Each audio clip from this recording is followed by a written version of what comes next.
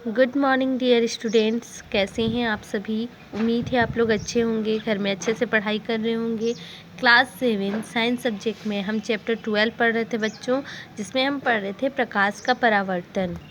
बच्चों आज हम 12.3 नियमित तथा अनियमित परावर्तन के बारे में पढ़ेंगे।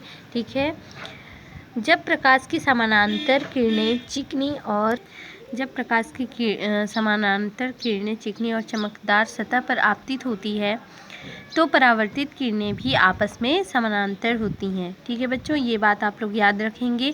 जब प्रकाश की किरण समानांतर किरणें जब चिकनी और चमकदार सतह पर आपतित होती है, आप लोग मिरर वगैरह ले सकते हैं, है ना, वो चिकनी होती है, चमकदार होती हैं। तो समानांतर किरणें चिकनी और चमकदार सतह पर जब आपतित होती है तो परावर्तित किरणें जो होती हैं वो किरणें भी आपस में क्या होती हैं, समानांतर ही होती हैं, है ना। इसे हम नियमित परावर्तन कहते हैं। इस प्रकार बना प्रतिबिंब स्पष्ट तथा चमकीला होता है। चित्र 12.6 का क नंबर में हम देखेंगे बच्चों, जब प्रकाश की समानांतर किरणें खुरदुरे परावर्तक सतह पर आपतित होती है ना बच्चों। वह सतह कैसा होना चाहिए, खुरदुरा होना चाहिए, ना कि चिकनी और चमकदार, है ना। जब समानांतर किरणें खुरदुरे परावर्तक सतह पर आपतित होती है तो परावर्तित किरणें आपस में समानांतर नहीं होती। इसे अनियमित परावर्तन कहते हैं। इसमें बना प्रतिबिंब अस्पष्ट तथा विकृत होता है। चित्र 12.6 ख नंबर में हम देखेंगे, 12.6 का ख नंबर। तो यहाँ पर देखिए बच्चों, क नंबर में ये नियमित परावर्तन है और ख नंबर में ये अनियमित परावर्तन है। तो नियमित परावर्तन में जो आने वाली किरण है, समांतर रेखा से जो किरण आती है बच्चों, चिकनी सतह पर पड़ती है, जब वो परावर्तित होती है तो उसी किरण में, यानी कि वो परावर्तित होती है पर वो भी समांतर रेखा में परावर्तित होती है। इसी के समांतर ये परावर्तित हुई है, आप लोग देख सकते हैं। जब इन दोनों कोणों को हम मापेंगे तो ये समान हमें प्राप्त होंगे, समान कोण इनके प्राप्त होते हैं, है ना। इसी प्रकार से हम देखेंगे बच्चों, है ना, कि ये जब खुरदुरी सतह पर आपतित जो किरण है, समांतर किरण जो आती है वो खुरदुरी सतह पर जब पड़ती है तो ये जब परावर्तित होती है तो अनियमित रूप से परावर्तित होती है। आप लोग देख सकते हैं, अनियमित रूप से, है ना। जब हम इनके कोणों का मापन करेंगे तो ये बराबर नहीं होंगे, बराबर नहीं आते हैं, तो ये अनियमित परावर्तन कहलाते हैं बच्चों। अब हम देखते हैं 12.4 समतल दर्पण से प्रतिबिंब बनना, है ना। जो हम समतल दर्पण यूज करते हैं बच्चों, उसके द्वारा जो प्रतिबिंब बनता है वो किस प्रकार से बनता है, इसके बारे में हम अध्ययन करेंगे। समतल दर्पण में अपने प्रतिबिंब को आप प्रतिदिन देखते हैं, है ना। हम जो प्लेन जो मिरर है बच्चों, उसमें हम जब अपने आप को देखते हैं तो हमारे हमसे जो प्रतिबिंब बनता है, हमारा जो प्रतिबिंब बनता है, हम उन्हें मिरर में प्रतिदिन देखते हैं। क्या आपने कभी सोचा है कि यह कैसे और कहाँ बनता है। चित्र 12.7 में समतल दर्पण के सामने एक वस्तु ए रखी हुई है। वस्तु ए से चलने वाली किरणें ए एन और ए एन समतल दर्पण से टकराने के बाद एन आर और एन डैश आर डैश दिशा में परिवर्तित होती है। परिवर्तित किरणें जब आँखों में प्रवेश करती है तब ऐसा लगता है जैसे कि दर्पण के पीछे स्थित किसी बिंदु एस से आ रही हो। इस प्रकार एस वस्तु ए का प्रतिबिंब है, चूँकि प्रकाश की किरणें वास्तव में एस से नहीं आ रही है अपितु एस से आती हुई प्रतीत होती है।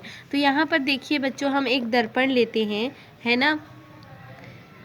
यहाँ पर M और M1 ये क्या है, हमारा एक दर्पण है, ठीक है। जब कोई किरण, यानी कि ए से किरण चलती है, आ रही है, यहाँ दर्पण है, दर्पण से ये टकराने के बाद ये बच्चों हम देखते हैं ये हमारा दर्पण है, यहाँ पर वस्तु रखी हुई है जो ए नाम दिया गया है, ठीक है।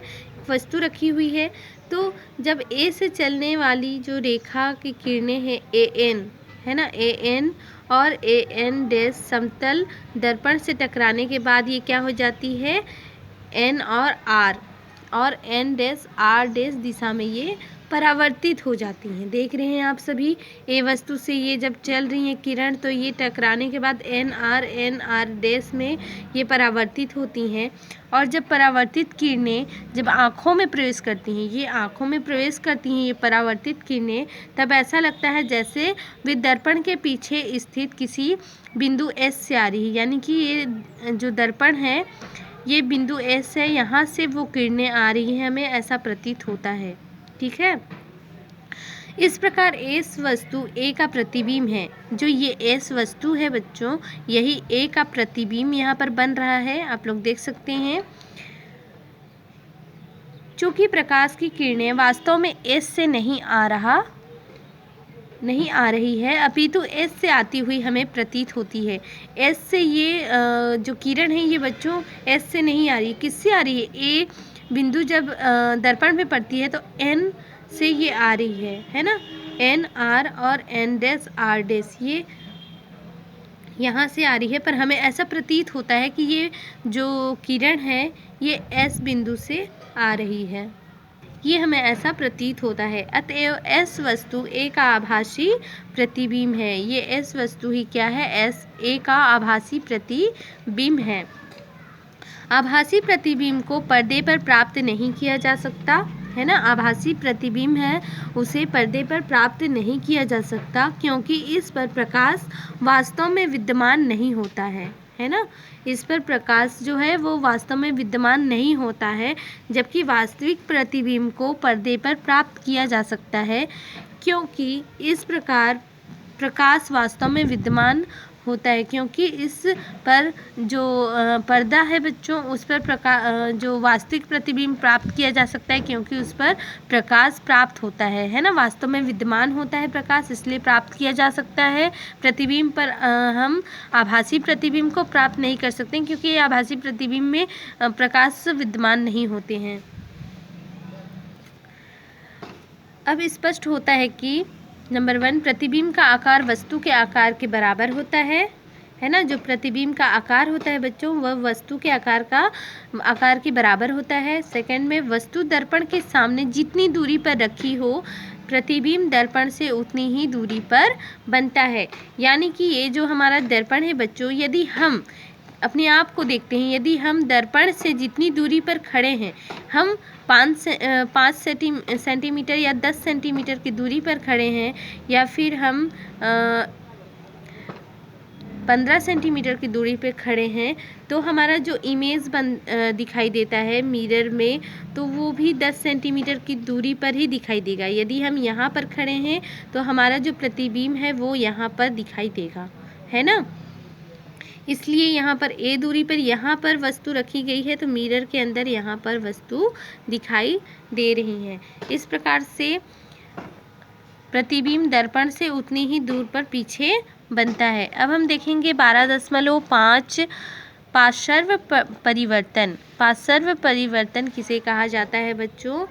जो कि हमें दर्पण में यदि हम अपने हथेली को देखते हैं, हथेली को हम जब इस प्रकार से देखेंगे तो ये हथेली हमें ऐसा लगेगा कि ये ऐसे दिखाई दे रहा है ना, ऐसे दिखाई दे रहा है। इस प्रकार से हमें दिखाई देता है। उल्टा जस्ट उसके अपोजिट दिखाई देता है। तो देखते हैं बच्चों, किसी समतल दर्पण के सामने खड़े होकर देखिए, आपको अपना प्रतिबिंब दिखाई देगा। अपना बायां हाथ ऊपर उठाइए। हमें कौन सा हाथ उठाना है बच्चों? अपना बायां हाथ ऊपर उठाना है। आपके प्रतिबिंब का कौन सा हाथ ऊपर उठता है? चित्र 12.8 में एक समतल दर्पण में शब्द कमल का प्रतिबिंब बनना दिखाया गया है। यहाँ पार्श्व प्रतिबिंब होता है।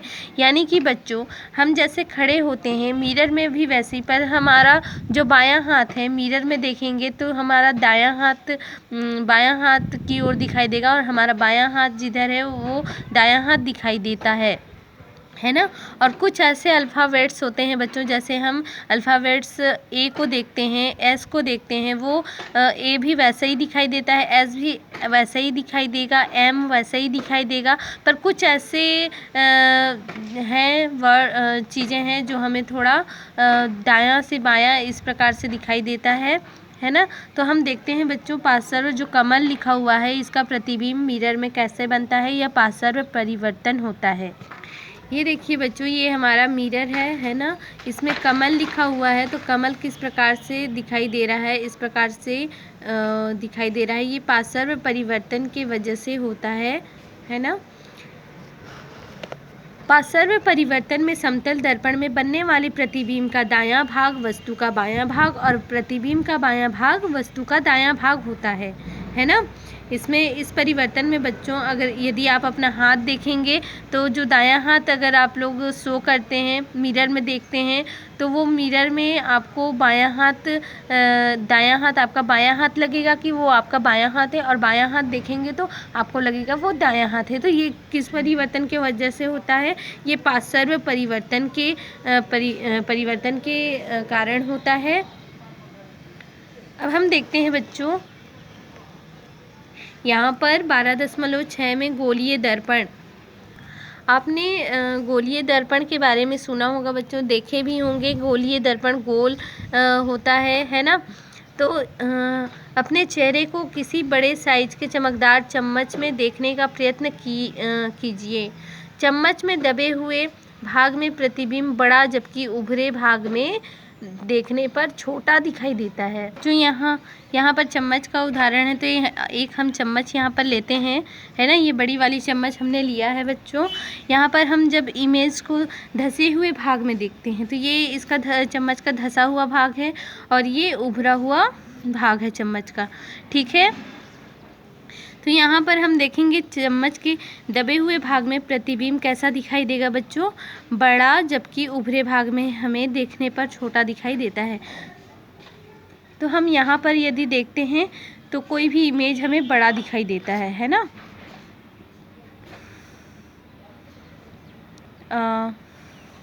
आप लोग घर में इसे देख लीजिएगा बच्चों, ठीक है। बस ये आपको पता होना चाहिए कि ये धंसा हुआ भाग है और इसका पिछला जो उभरा हुआ भाग है, इसमें हम कोई भी इमेज देखते हैं तो हमें छोटा दिखाई देता है। यदि इसमें हम अंदर वाले भाग में अपना इमेज देखने का कोशिश करेंगे, न्यू चम्मच में अच्छे से दिखाई देगा, है ना। तो उसमें देखेंगे तो ये हमें बड़ा दिखाई देता है। यानी कि बच्चों चम्मच के दबे हुए भाग में प्रतिबिंब बड़ा दिखाई देगा जबकि उभरे हुए भाग में देखने पर छोटा दिखाई देगा। यहाँ चम्मच किसी ऐसे दर्पण की भांति कार्य करता है जिसकी सतह गोलीय है ना। जिसकी सतह गोलीय होती है उसकी भांति ये चम्मच कार्य करता है। गोलीय दर्पण वास्तव में किसी कांच के खोखले गोले का भाग होता है ना। गोलीय दर्पण जो होता है बच्चों, वास्तव में ये कांच के खोखले गोले का भाग होता है। चित्र 12.9 में हम देख सकते हैं, ये कोई गोला कांच होता है, उसका एक भाग होता है, जो खोखला भाग होता है गोले का, है ना, उसी का भाग होता है। इसकी दो सतहें होती हैं, भीतरी सतह अवतल कहलाती हैं, है ना, तथा बाहरी सतह उत्तल। यानी कि यदि हम चम्मच को देखें बच्चों तो ये जो भीतरी सतह है ये अवतल कहलाती हैं और जो ये बाहरी सतह है ये उत्तल कहलाती हैं, है ना। इसलिए हमें जो धंसा हुआ भाग है बच्चों उसमें हमें चित्र बड़ा दिखाई देता है और उभरा हुआ भाग में चित्र छोटा दिखाई देता है, इमेज छोटा दिखाई देता है। तो तथा बाहरी सतह उत्तल। किसी गोलीय दर्पण की भीतरी सतह परावर्तक हो तो उसे अवतल दर्पण, और यदि दर्पण की बाहरी सतह परावर्तक हो तो उत्तल दर्पण कहते हैं, है ना बच्चों। समझ में आ गया। जो होता है किसी गोलीय दर्पण की जो भीतरी सतह होते हैं बच्चों वो परावर्तक हो, है ना। यदि वो परावर्तक हो तो उसे हम अवतल दर्पण, और यदि दर्पण की बाहरी सतह परावर्तक हो तो उन्हें हम उत्तल दर्पण कहते हैं। अब हम देखते हैं चित्र 12.10 में अवतल तथा उत्तल दर्पण MN दर्शाया गया है। इसके परावर्तक तल के मध्य बिंदु P को दर्पण का ध्रुव कहते हैं, है ना। बिंदु P का दर्पण का ध्रुव कहते हैं। गोलीय दर्पण जिसे गोले का एक भाग है ना, जिस गोले का एक भाग है गोलीय दर्पण, उसके केंद्र C को वक्रता केंद्र तथा इसकी ध्रुव से दूरी वक्रता त्रिज्या कहलाती है। अवतल दर्पण का वक्रता केंद्र दर्पण के परावर्तक तल के सामने की ओर तथा उत्तल दर्पण का वक्रता केंद्र दर्पण के परावर्तक तल के पीछे की ओर होता है। बिंदु सी वक्रता केंद्र तथा पी ध्रुव को मिलाने वाली रेखा को दर्पण का मुख्य अक्ष कहते हैं। चित्र 12.10 क तथा ख, ये क और ख नंबर में हम देखेंगे बच्चों, ये अवतल दर्पण है। हम धंसा हुआ भाग को अवतल दर्पण कहते हैं। ठीक है, तो ये भाग, ये ऊपरी भाग में पेंट किया गया है ना, कलई किया गया है जिसे कहते हैं, या पेंट किया जाता है। ये अंदर वाला भाग हमारा दर्पण है जिससे ये परावर्तित होता है। यदि कलई किया नहीं होता तो प्रकाश क्या होता है, ये क्रॉस कर जाता, उसमें प्रवेश कर जाता। पर बच्चों दर्पण में क्या होता है, कलई किया, उसका पिछला भाग जो है, एक भाग को कलई किया जाता है, यानी कि पॉलिश कर दिया जाता है, पेंट कर दिया जाता है, जिससे चिकनी सतह पर जो भी किरण आती है वो क्या होती है, परावर्तित हो जाती है। तो यहाँ पर ये मुख्य अक्ष क्या है, पी है, जिससे इस ध्रुव को हम पी नाम देते हैं। ये मुख्य अक्ष है और इसका वक्रता केंद्र है। ठीक है, ये हमारा वक्रता केंद्र है, ये मुख्य अक्ष है जिसे हम एम और एन नाम दिए हैं। नहीं है, ये दर्पण है। और ये भी है बच्चों की वक्रता केंद्र और पी ध्रुव के बीच में मध्य भाग को हम त्रिज्या कहते हैं। ठीक है, यहाँ पर हम देखते हैं एक क्रियाकलाप करके बच्चों, क्रियाकलाप 4, जिसमें हम देखेंगे एक अवतल दर्पण। हम एक अवतल दर्पण लिए हैं, यहाँ पर आप लोग डायग्राम भी देखते चलेंगे। ये एक अवतल दर्पण है। अवतल दर्पण लीजिए और उसके परावर्तक पृष्ठ को सूर्य की ओर रखिए। जो इसके परावर्तक पृष्ठ है बच्चों, इसको हमें सूर्य की ओर रखना है और दर्पण सूर्य के प्रकाश को परावर्तित करेगा, है ना। ये जो दर्पण है ये सूर्य के प्रकाश को क्या करेगा, परावर्तित करेगा। दर्पण द्वारा परावर्तित प्रकाश को कागज की एक शीट पर प्राप्त करने का प्रयास कीजिए। इस दर्पण के द्वारा हमें क्या करना है, जो परावर्तित प्रकाश है उसको कागज की एक शीट पर प्राप्त करना है, प्राप्त करने का प्रयास करना है।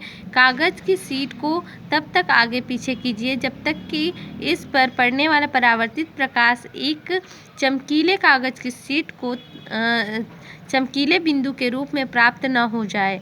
यदि आप दर्पण तथा कागज के शीट को कुछ मिनट के लिए स्थिर रखेंगे तो कागज जलने लगेगा। वास्तव में कागज पर यह चमकीला बिंदु सूर्य का प्रतिबिंब है। इस बिंदु को दर्पण का फोकस कहते हैं। चित्र 12.11 यह प्रतिबिंब वास्तविक है क्योंकि यह पर्दे कागज पर बनता है ना बच्चों। हमने पढ़ा अभी कि जो कागज़ पे जो इमेज हमें, यानी कि जो पर्दे पर हमें इमेज प्राप्त होते हैं वो हमेशा क्या होते हैं, वास्तविक होते हैं, है ना। और जो हमें पर्दे पर प्रतिबिंब प्राप्त नहीं होता है वो हमेशा आभासी प्रतिबिंब होता है। तो यहाँ पर देखिए हम अवतल दर्पण को लिए हैं, अवतल दर्पण को ऐसे रखे हैं कि वो प्रकाश की ओर उनका पृष्ठ पड़े, और जब जो प्रकाश की किरण आती है वो क्या होती है, जब इस पृष्ठ पर पड़ती है और वो परावर्तित हो जाती है ना। एक समांतर किरण आती है, सीधी रेखा में किरण आती है और वो समांतर रूप से वो परावर्तित होती हैं इस प्रकार से। तो हमें यहाँ पर एक कागज़ रखना है, इस पे इमेज बनेगा, जो ये किरण है ये किरण का प्रतिबिंब बनेगा इस कागज़ पे, है ना, जो चमकीले रूप में। यही क्या होता है, ये फोकस कहलाता है। यही हमारा क्या है, फोकस कहलाता है। ठीक है, हम इसके बारे में इमेज के द्वारा और पढ़ेंगे बच्चों आगे। अब हम देखते हैं 12.6.1 है ना, गोलीय दर्पण द्वारा प्रतिबिंब बनने के नियम पढ़ेंगे। गोलीय दर्पण द्वारा प्रतिबिंब जो बनता है उनके बनने के नियम पढ़ेंगे। गोलीय दर्पण द्वारा परावर्तन के पश्चात बनने वाले प्रतिबिंब की स्थिति जानने के लिए निम्नलिखित नियमों का उपयोग करते हैं। तो बच्चों यहाँ हम 3 नियम पढ़ेंगे। गोलीय दर्पण द्वारा जो प्रतिबिंब बनता है 3 नियमों के द्वारा बनता है, और किस प्रकार की स्थिति, उनकी स्थिति, प्रतिबिंब की स्थिति जानने के लिए हम 3 नियमों का उपयोग करते हैं। आइए पढ़ते हैं। ये हमारा नियम फर्स्ट है, मुख्य अक्ष के समांतर आने वाली प्रकाश की किरण दर्पण से परावर्तन के पश्चात फोकस से होकर गुजरती है। तो मुख्य अक्ष हमारे ये है बच्चों, मुख्य अक्ष है ना, ये हमारा पी नाम जो दिया हुआ है, ये ध्रुव है हमारा, ये हमारा मुख्य अक्ष है, जिसमें ये सी हम वक्रता केंद्र को नाम से प्रदर्शित करते हैं, और ये हमारा क्या है, फोकस। तो मुख्य अक्ष के समांतर जो किरणें आती हैं, ये किरणें आ रही हैं सीधी रेखा में, और ये जब दर्पण पर, अवतल दर्पण पर पड़ती है ना, ये गोलीय दर्पण है, अवतल दर्पण है बच्चों, इस पर जब पड़ती है ये किरण तो ये परावर्तित हो जाती है। जब ये परावर्तित हो जाती है तो ये मुख्य अक्ष से ये क्या होती हैं, ये काटते हुए जाती हैं, यानी कि ये फोकस से होकर गुजरती है ना, यह रेखा फोकस से होकर गुजरती है। तो ये हमारा क्या है, फोकस से होकर गुजरना, समांतर आने वाली प्रकाश की किरण दर्पण से परावर्तन के पश्चात ये परावर्तन होती है, तो ये फोकस से होकर गुजरती है। तो ये हमारा फर्स्ट नियम है। सेकेंड नियम हम देखेंगे बच्चों, दर्पण के फोकस से गुजरने वाली प्रकाश की किरणें परावर्तन के पश्चात मुख्य अक्ष के समानांतर हो जाती हैं, है ना।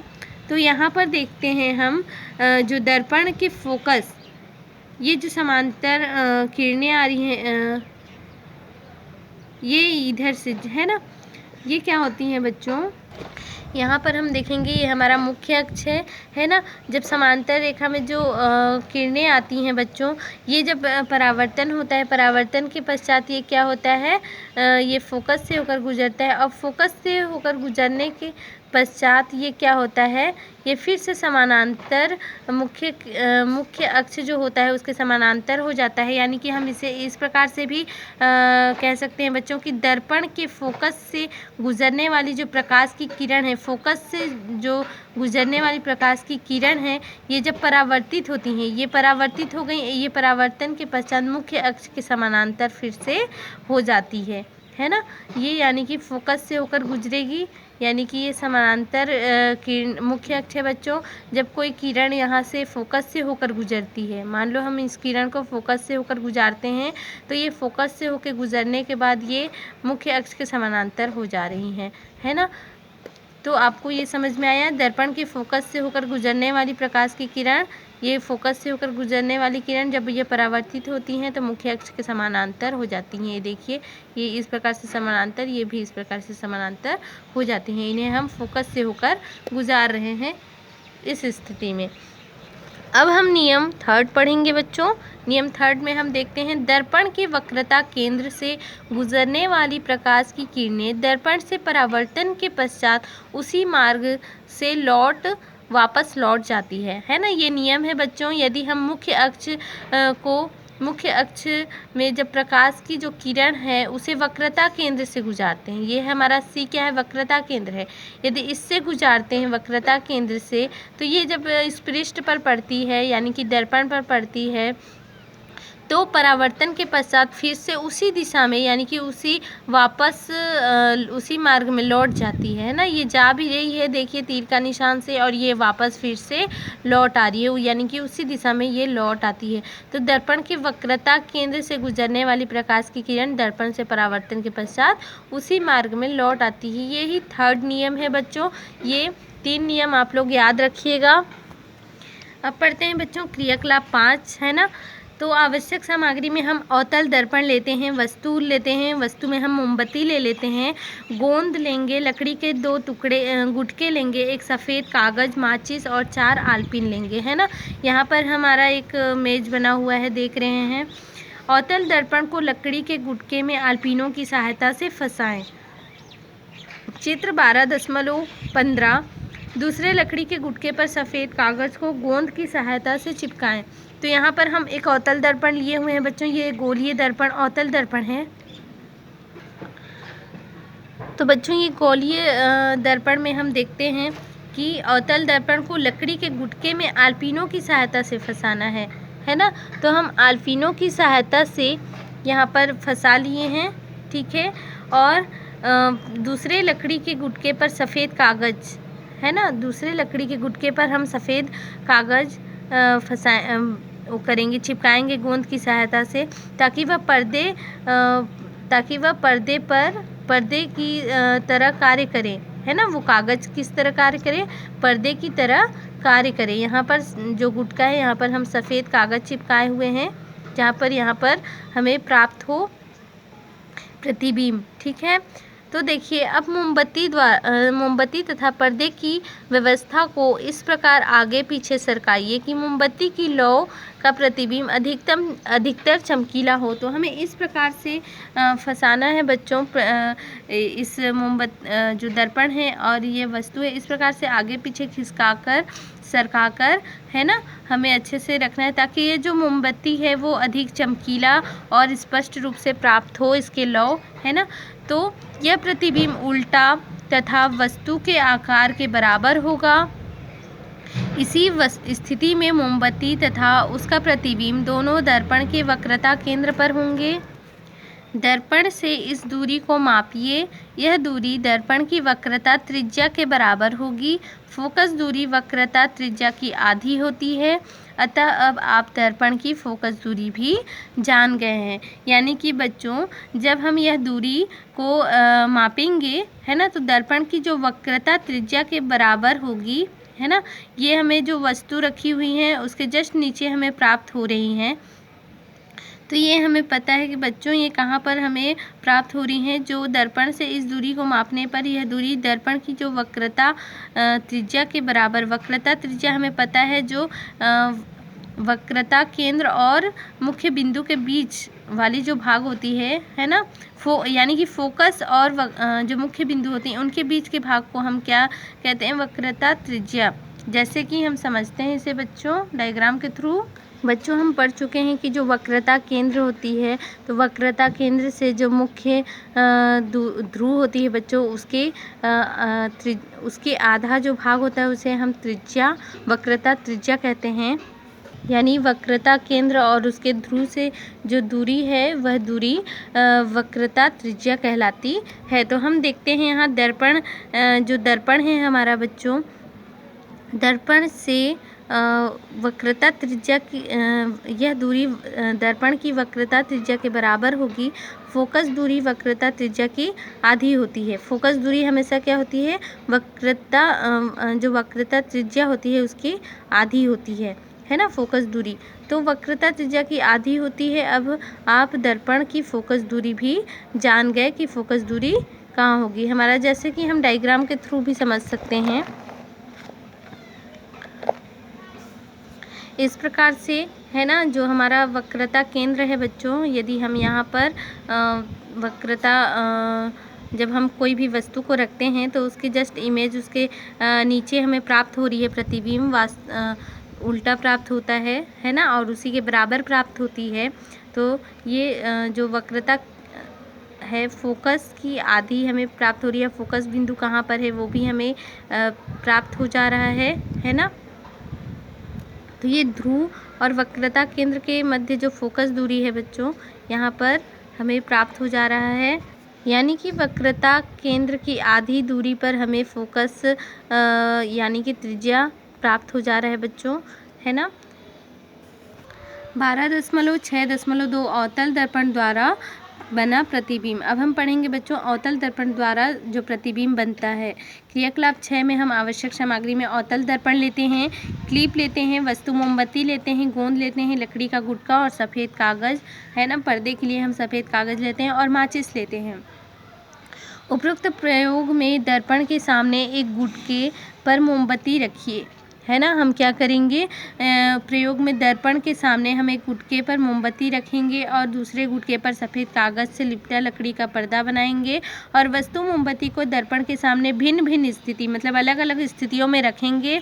किसे रखेंगे, वस्तु को रखेंगे और पर्दे को दर्पण के सामने आगे पीछे इस प्रकार खिसकाएंगे कि दर्पण द्वारा बनने वाले प्रतिबिंब इस पर्दे पर बने। विभिन्न स्थितियों में बनने वाले प्रतिबिंबों की स्थिति, आकृति एवं प्रकृति को नीचे दी गई सारणी में लिखिए। इसकी जांच दिए गए चित्रों 12.16 क, ख, ग, घ द्वारा कीजिए। बच्चों यहाँ पर सारणी 12.2 दी गई हुई है ना। इसमें हम वस्तु की स्थिति को रखेंगे सी पर। यदि वक्रता केंद्र पर रखते हैं तो प्रतिबिंब की स्थिति कहाँ पर प्रतिबिंब बनता है और प्रतिबिंब की प्रकृति कैसी होगी, उल्टा बनेगा, सीधा बनेगा और उसका आकार छोटा बनेगा या वस्तु से बड़ा बनेगा। इस प्रकार से हमें लिखना है। ये डायग्राम के थ्रू यहाँ पर चित्र बना हुआ है ना, इसके द्वारा इसके अकॉर्डिंग हमें इस सारणी को भरना है। ठीक है बच्चों हम आगे नेक्स्ट वीडियो में पढ़ेंगे। आप लोगों का ये होमवर्क है, फर्स्ट नियम, सेकेंड नियम और ये थर्ड नियम। ये आप लोग कॉपी में इसके डायग्राम बनाने हैं और इस नियम को लिखकर आपको दिखाना है और इसे आप लोग याद भी रखेंगे, है ना। तो ये 3 नियम आप लोगों के होमवर्क है, इसे आप लोग मेरे नंबर पे बनाकर अच्छे से सेंड करेंगे। ठीक है बच्चों, बाय बाय, टेक केयर।